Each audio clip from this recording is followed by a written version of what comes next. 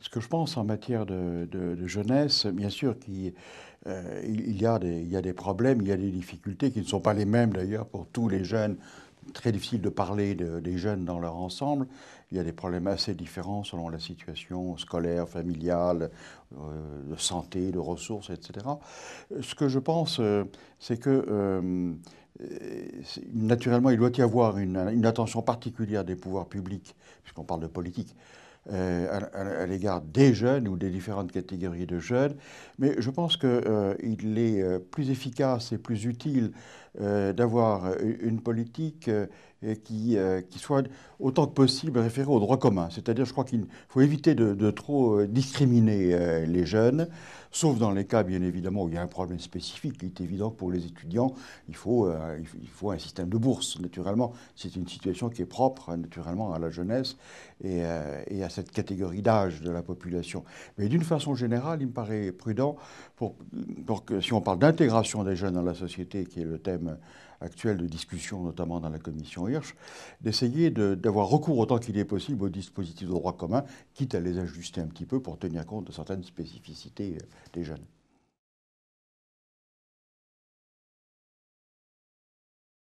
Alors c'est vrai que le travail, d'une façon générale, est le principal marqueur social, le principal caractéristique aujourd'hui dans notre société pour une personne, pour un individu, pour des raisons bien entendu économiques, mais aussi pour des raisons d'insertion dans la société, de participation à la vie sociale.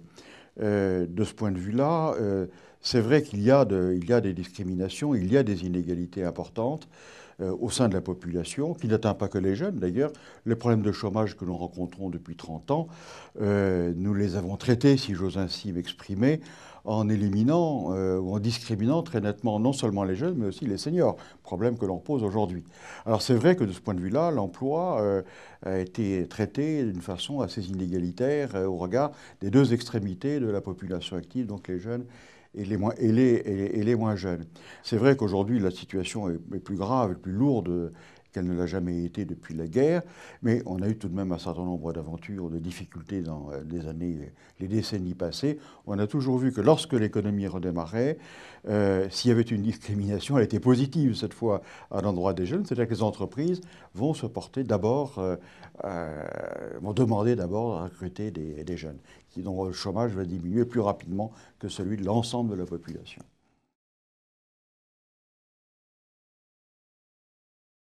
Je crois que ceci est dû d'abord à une difficulté de définition stratégique des politiques de formation. Nous manquons dans ce pays depuis plusieurs années de stratégie, c'est-à-dire de véritables priorités en matière de formation professionnelle. Ce n'est pas qu'on manque de moyens.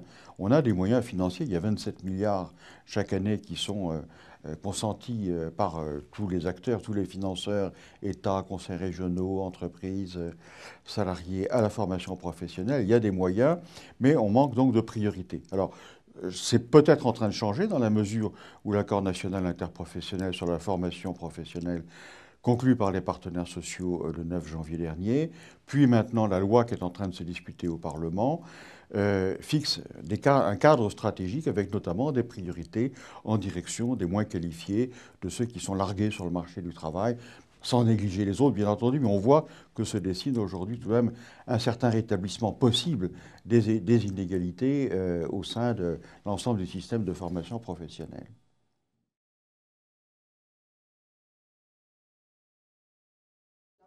Bah, je crois qu'un haut commissariat est tout de même très utile parce que ce qui nous manque dans l'organisation politique et administrative française, c'est euh, c'est la façon enfin, un endroit où puissent se croiser toutes les politiques qui sont conduites, si vous voulez.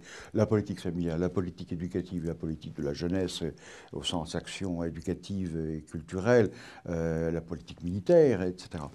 Euh, il manque une coordination interministérielle, si vous voulez, et un croisement des différentes politiques qui ont toutes des conséquences plus ou moins directes sur la situation des jeunes. Et on a besoin d'avoir un endroit où on puisse mettre tout ça ensemble pour voir ce qu'il en sort. Aujourd'hui, on a un regard dispersé.